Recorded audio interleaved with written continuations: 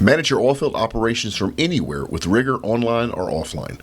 Whether it's scheduling and dispatching jobs, tracking employee hours, managing equipment rentals, or inspections and maintenance, you can create, review, approve, and upload all types of field tickets and agreements securely from any device.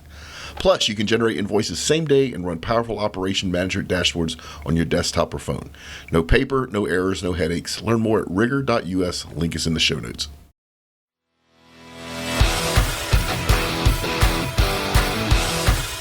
Welcome to the Oil and Gas Sales and Marketing Podcast, where every week your hosts Mark LaCour and Matt Bertram share proven strategies and real-world tactics to help you connect with customers and close more deals. Let's do this. Hey, welcome back, everybody.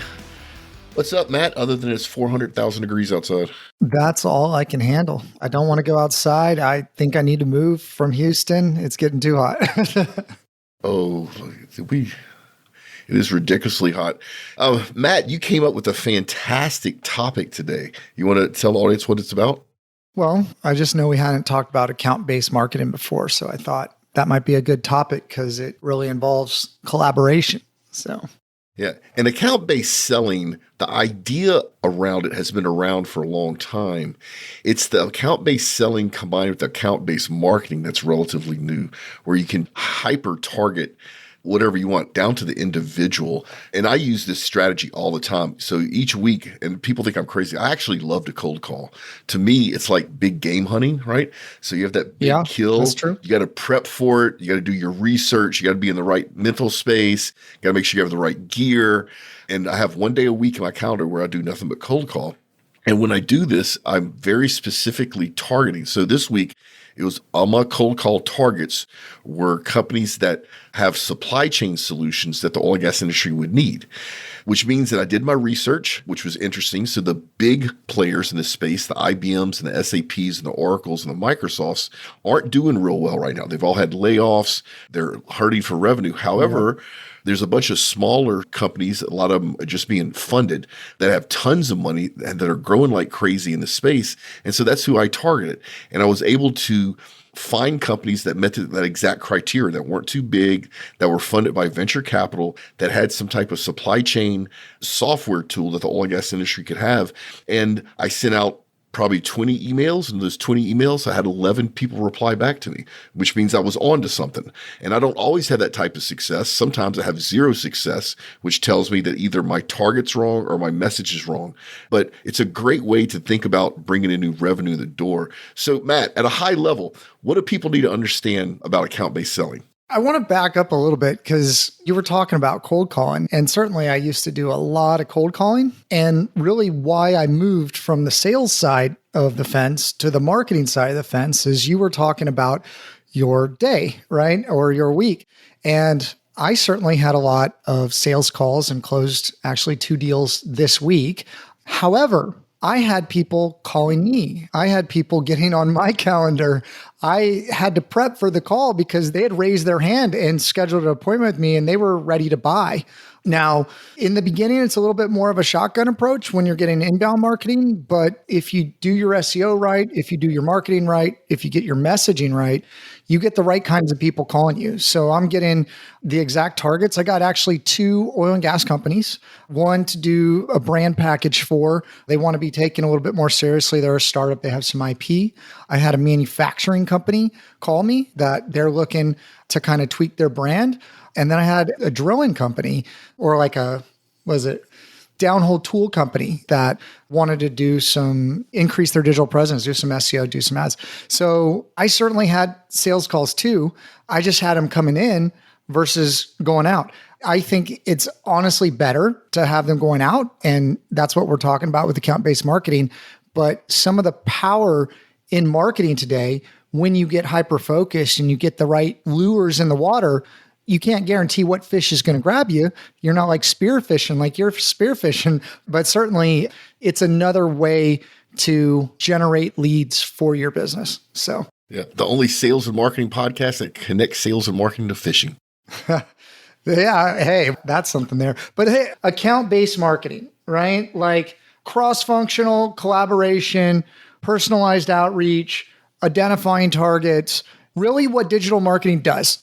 Okay. And this is really how, again, I transitioned like across the fence is I was doing the cold calling. I was sending the emails. I was saying, I'm doing repetitive things that should be able to be automated. Certainly in the age of AI right now, even more so AI to personalize it. But I was looking at how do I give the same personalized experience to multiple people at scale, right? And so customizing that, automating components of that. This is where your CRM comes in. This is where like tagging that would send like a drip email. It's really taking a salesperson and making them like putting all kinds of technology and armor on them to make them like Iron Man, right? Like that's actually how I look at account-based marketing is, okay, you figure out who you're going to target. You're doing B2B sales. Now you take a lot of automation and maybe you're using some VAs. We did that podcast about that. And you utilize social selling and you're attacking an account and you're working through, okay, how do I land this account and what are the different vectors of getting in there? Yeah, I love it. So let's talk through a real example. I don't know if you have one off the top of your head. Don't name the company, but kind of name what they do and how you would attack this. And if you don't have one, let's do a general one for the audience. So do you have one that you could talk through or do you want us to do a general one? I don't have an oil and gas specific example that I've worked with. So let's pick Chevron.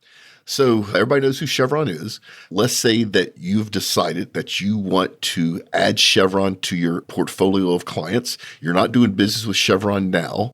How would somebody start, Matt? Well, if you're going to start with Chevron, honestly, the best way into Chevron from what I've found is you find a vendor that's already in with Chevron and then you get a contract with them and then you do a double margin business and then boom, you're doing business with Chevron. Well, no, let's back up. Let's look at our subject, which is account-based selling, account-based marketing. Yeah, I know. Okay, so what you would do, right? What you would do is you would identify who you think your buyers are on LinkedIn. Right? You would through your personal network, or if you're part of like SPE or something like that, where you have a database or a directory, you figure out who your targets are. It might be multiple targets. Typically in oil and gas, you got the field guys, you got the procurement guys, or, you know, maybe even operations. And then you got the executives or C-suite or whatever.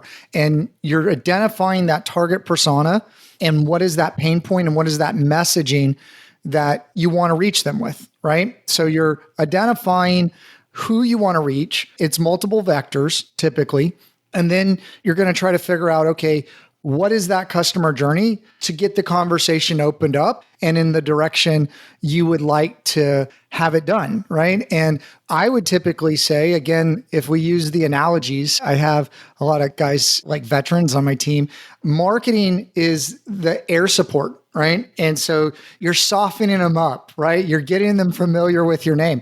And the cool thing about marketing is now there's limits, okay? Like they continue to raise like how many people you can target, how hyper-focused you can get from a privacy standpoint, but you're softening them up. You're getting them familiar with your name. You can do things so narrow that, you know, maybe a couple different companies, a couple different job titles. Certainly, you know, if you're uploading a list and then you can do a lookalike list, that's a great way to do it is upload a customer list, get a lookalike list. And then it's about 3 times bigger. I can give you a real specific example, and I might have used it in the past, but it was targeting actually one of the service companies, one of the larger service companies that had their own IP, right? They had their own network.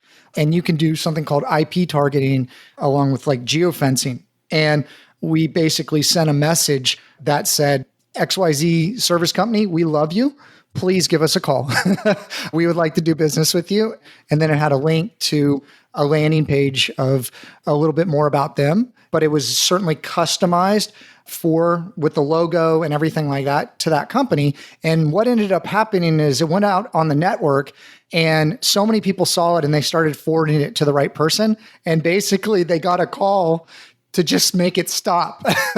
You know, you can use advertising to create an omni-channel environment to your targets where it looks like you're everywhere all the time. And you are, but it's like a bubble around them, basically, right? Like where they're seeing their ads. And that's getting really, really narrow and personalized. And that would be, in my opinion, the place to start with account-based marketing, is softening them up with different levels of marketing, getting them familiar with your brand, and maybe putting something out there to start opening up the conversation. Yeah. And if you listen to Matt and he said the word IP, in that sentence, he meant internet protocol, not intellectual property. That's one of the funny things about the English language is you have words that mean two different things. So he identified the internet protocol of their network, and then that's actually a number, and he served ads that exact number. So all the people in that company saw the ads. So I want to back up a little bit because I love where you took this. Back to our Chevron analogy. Whatever your company does, you got to figure out who in Chevron has that problem that you solve. And that person will have a title. And to Matt's lookalike audience, you can look for other people with that same title. We use a tool called Zoom Info. You got to pay for it, but it gives you access. I literally have people's private cell phone numbers, right? I could Google Chevron and get everybody's email address, everybody's job title, their direct line, all that stuff. Now, having the contact information isn't what's important. A lot of salespeople freak out and marketing people freak out when they see these big databases, because without the right messaging, it's worthless to have the database. But you do need a way to source contact information. And then, since you're targeting people inside of Chevron that have the problem that you solve, your messaging is going to be similar. Remembering, though, that different people have that problem in different ways. So if you're selling something that helps with production on a well site, the people on the operations side of Chevron are going to be really interested in hearing you talk about how you can help them increase production. However, by increasing production using a tool, that means you have less people on the well site, which means you can have the same conversation with people that work in health, safety, environment, talk about how your tool helps reduce lost time incidences. Same tool, same problem from a different lens. Then, because Chevron's corporate and public and has shareholders, you could talk to their CEO about how your tool helps shareholder value. And if you can talk shareholder value with any CEO of any public company out there, they'll listen to you. So same tool, different lenses to look at it. And now you're targeting the people based on how they see the problem. And you can reach out to them. And Matt, there's millions of ways that marketing can help with this to get your messaging out there and scale. Instead of the way I do it, which is individual emails one-on-one, you can amplify that times 10 or 100 or 1,000 or 10,000. Yeah. So a couple just examples of this is there's a few companies out there that have these large content networks, and they publish a lot of content about certain type of topics. You know, some of these databases that you subscribe to, basically you can get it down, depending on how the database is set up, to their login information, essentially, and what sites they looked at. So we were doing some targeting in the blockchain space, and there's actually specific IT people that I know at some of these major companies that are actually interested in this, and they've looked at multiple articles because I have access to this data. Remember, your phone is just like a giant pixel, right? Anything that you go to on your phone is recorded, or games that you play or whatever. And there's different ways to reach people. Now, they start widening who you can target, how narrow you can get. But if you can string together, or you're focused on a particular industry, you can go, hey, serve this ad to people who have searched these category or these topic of sites, right? So you could go oil and gas engineering as like maybe a category, and then serve ads. Now it's a little bit broader. The more narrow you get, like even on Facebook, it's got to be at least 200,000 people, right? So, you know, if you're trying, like I'm doing a campaign right now, we're trying to get super, super narrow on a specific thing, and you can't quite do that. I got to keep widening it a little bit. I think that social media, and there's tools that you can use that basically you take the Zoom info information and you put it in there, and then it pulls up all their different handles, where they're active, and you can manage everything in one dashboard. So a lot of what marketing has become is, well, it's data driven, right? And if you label the data properly, if you have a big database of a bunch of names, it doesn't really help you. But that's where lead scoring comes in. There's different tools that you can use to like clean up emails. But the better you can label your data, the more valuable it is. And that's why a lot of these CRMs are not being used really properly, but you can set up triggers and tags, right? And that's what we do is like, okay, this person really like this person. I have a couple different drip emails. I'm going to tag them in my database, and then it's going to send them an email every week, right? A nurture email. And then, it's going to throw it on my calendar to call this person. So now that person had 5 touch points or whatever number you want to come up with, and then it tells me to call them. How much better of a salesperson does that make me when they've had 5 touch points? Maybe they're seeing some ads, and then it reminds me to call them, right? Because I think a lot of people, salespeople, are still doing sales the old way, I guess. It's certainly effective. And the more eyeballs you can get with somebody, like getting somebody on a call or showing up in front of them, is good. It was just, I guess, for me, like doing the same repetitive thing all the time, I go, there's got to be a better way. Like there's got to be a more efficient way. And I think that that's essentially, from a marketing standpoint, what account-based selling is doing, is taking a good salesperson and making them fantastic. Yeah, I'm going to respectfully disagree with you. The old way of selling in oil and gas, which was relationship-based, where you took the right VP out to play golf or the clay pigeon range or fishing or whatever, doesn't work anymore. It still works in isolated instances, but here and in Europe especially, the ethics rules have been enforced. Yeah, well, this committee-based, right? Yeah, We've and now there's that, no longer a decision maker. There's a decision-making team. And so if you're still selling oil and gas based on relationships, your days are numbered and you need to learn how to do things differently. I do want to talk about some old stuff that we can morph into account-based selling. So, back to our Chevron example and back to our tool that helps with production. And we talked about operations, but now you have a different window to look at conferences. So OGGN is bringing 3 podcasts to an SPE conference in about a month called the Submersible Pump Symposium. How much more niched can you get than a Society of Petroleum Engineer conference on submersible pumps, right? Well, guess who's interested in submersible pumps?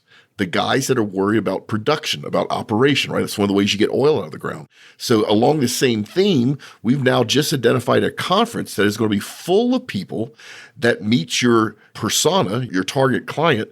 And if you know how to work the marketing tools, you can figure out who from Chevron will be there. In fact, some of these conferences actually put their attendees and their exhibitors online so you can see it yourself. So once again, you can narrow down, you can niche, make sure you have your messaging right. You can go to this conference and you can talk to 3 or 4 people at Chevron who have an interest in what you do, that have a problem that you can solve, and they're all there in one place, all because you took this account-based selling idea and layered it across something like a conference. Well, okay. So how marketing might get involved is prior to the conference or at the conference. So prior to the conference, if you have permission to use the emails, right? Like I got to disclaimer that, you can put those into the social media channels. Okay. If you have exclusive permission to use them. Actually, Matt, let's stop right here. This is really important that a lot of people don't understand this.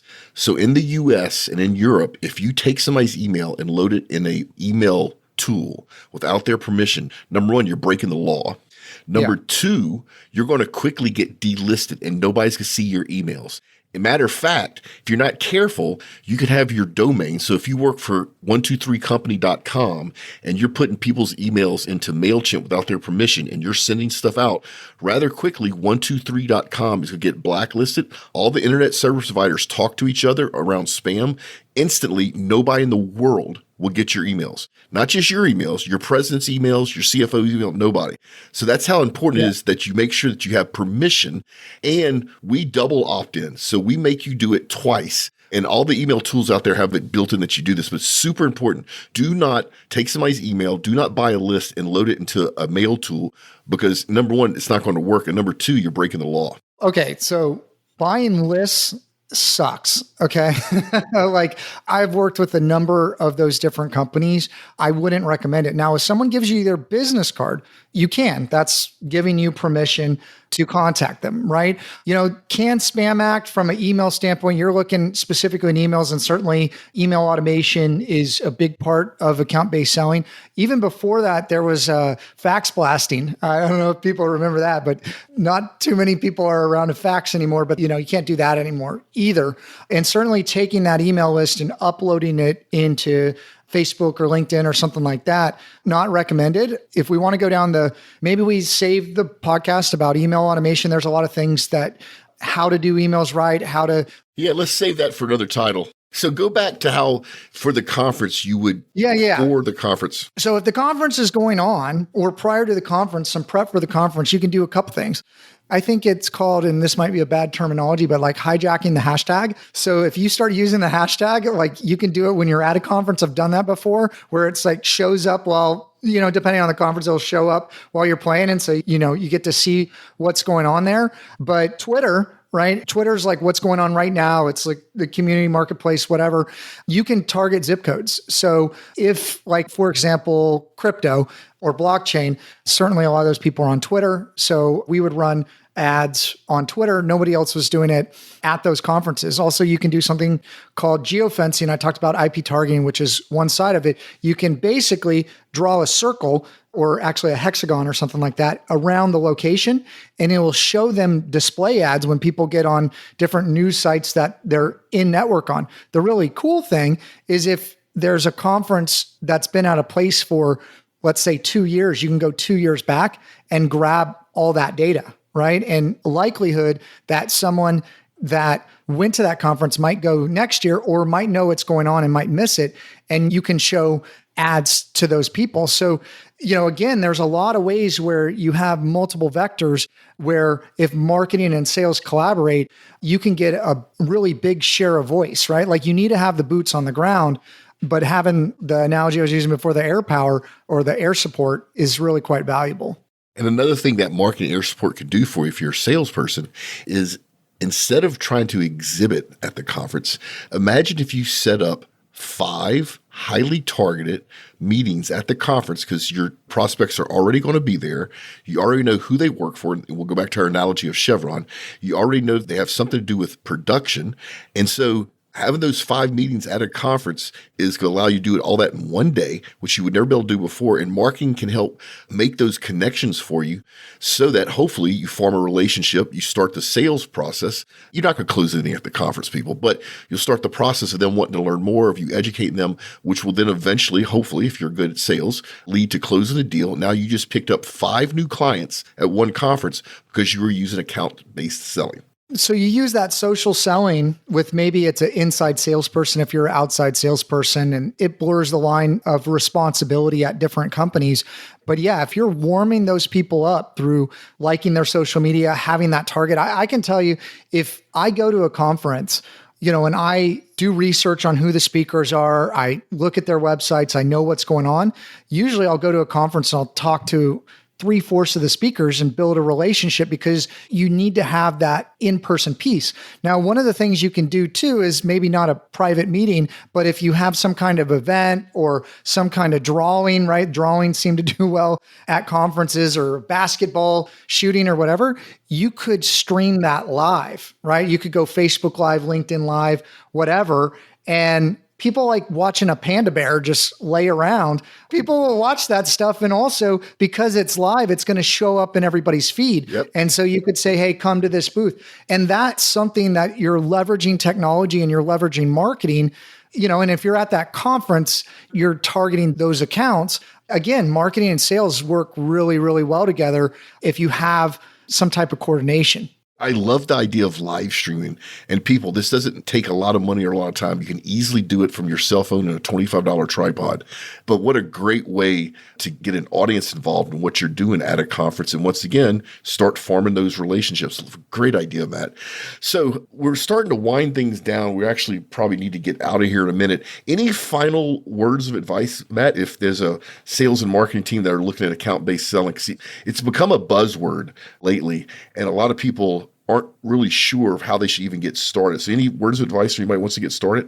Yeah, there's kind of 2 things I would focus on. Everything tends to go better when there's preparation involved, and a lot has to do with targeting and messaging. And there's a lot of pre-work and strategy that needs to happen on your kind of go-to-market, right? And then the other piece of it is the tracking, the data labeling, the analytics. That stuff is so valuable, right? And a lot of times it's the salespeople that are in the middle from the execution standpoint between those two areas.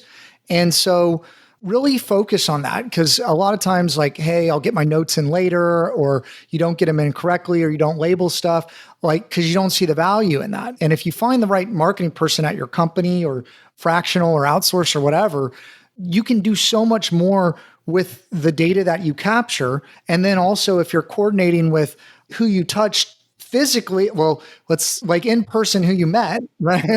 Right? Who you met in person, you can do really good follow-up and you can see interesting insights in that data. So I think marketing is on both ends of it. And certainly they can provide some support, but it's the salespeople that make the magic happen. Yeah, and salespeople, you may not know this because you typically don't fall under these constraints. Your marketing team has a budget, and each year they have to prove their spend. So if you don't help them collect the data on your success in account-based selling, they're not going to get the budget next year. So you need to help them make sure they can show their management how you were successful, look at the return on investment. And it's literally just a little bit of time spending collecting this data and putting it in the right place. So make sure you do it. I know a lot of salespeople don't like to do it, but there's a reason that you have a CRM system in your company. So the last thing that I would say is the one thing that I hear from salespeople a lot when I'm working with marketing departments, and the challenge that marketing departments deal with, is the online leads are bad, right? Or they're low deals, or, I don't want to focus on that, right? And they kind of cherry pick that. Well, it goes back to the lures, right? It goes back to the fishing, because if you do that prep work and you put the right lures in the water, you will get the right people. Yep. And the more prep that you do, if you get that in front of somebody, they will click on it, or they will go to that site, or they will raise their hand. Like, marketing gets the information in front of the right people. But if that information's not correct, then it's not targeted enough. That's why you're getting bad leads. And really, the salespeople need to work with the marketing on the messaging that's really going to hook them, and of course, get it approved and legal and whatever. But I'll tell you, when you're right there with the client dealing with those issues, that stuff has to be communicated to the marketing team, and the better creatives or content that they can have, that's what's going to produce the better leads. Because if you can get in front of the right people and they pay attention to it, if you have the right message, people will engage. That's a mic drop moment right there, people. That's it. We're going to stop right there. This is the place where we do our product reviews. Guess what, audience? We're stopping product reviews, not for a bad reason, for a good reason. We have so much stuff coming in. We're now launching a separate show. It's called 5 Stars and Under. You can still send me gadgets. Jordan Yates and Paige Wilson will be hosting that show. And we're literally just doing unboxing product reviews for anything to do with oil and gas. Well, the spy pen, Mark. I still want the spy pen. I will get you a spy pen, Matt. But if you're out there and you have heavy steel, if you have bulldozers, whatever, Paige and Jordan are happy to review those. Matt and I's social links are in the show notes. Just scroll upper left, depending if you're on iOS or Android, if you want to connect with us. Our insiders group, we're still working on that. Here's our LinkedIn fail or tip of the week. And Matt, I have a wonderful LinkedIn tip that somebody reached out to me. Listen to this. So somebody spent the time looking at my LinkedIn profile. They listened to 5 or 6 of the podcasts, right? And they're not in the oil and gas industry. They only listen to the podcast to learn more about me. They shot about a 45-second video on their iPhone, but it was well lit and had good audio. And it said, hey, Mr. LaCour, we're a company that helps podcast editing, and we think you're doing an excellent job. However, we caught in this spot, and this spot, places that your editors missed. We're not trying to replace your editors. We would like to be your backup editors. Matt, what a great cold call message. So I responded. They spent the time. It was transparent. It was authentic. They did not try to sell me anything, but they did make a suggestion to a problem that I didn't know I had, which is what happens if I lose both my editors? I don't have a backup, right? So this is a LinkedIn knock it out the park. Good. Spend a little bit of time doing your research on the people you want to talk to on LinkedIn. Shoot a very short customized video and send it to them like this group did to me. And I'm telling you, if your heart's in the right place and you're real about what you're doing, what a great way to respond. I literally responded back in 30 seconds. So they literally knocked it out the park. So the actual name of the company is Podcasts Are Us, which I think is great. Big shout out to them. Whoever's handling their inside sales, whoever training their salespeople are doing a damn good job. And I have a sales meeting with them. So here's something that somebody did right on LinkedIn. I'm going to give them double thumbs up. Nice. All right, let's get out of here. Remember, folks, make a difference and not a sale. Check us out next week for another enriching and cheeky episode of Oil and Gas Sales and Marketing Podcast, a production of the Oil and Gas Global Network. Learn more at OGGN.com.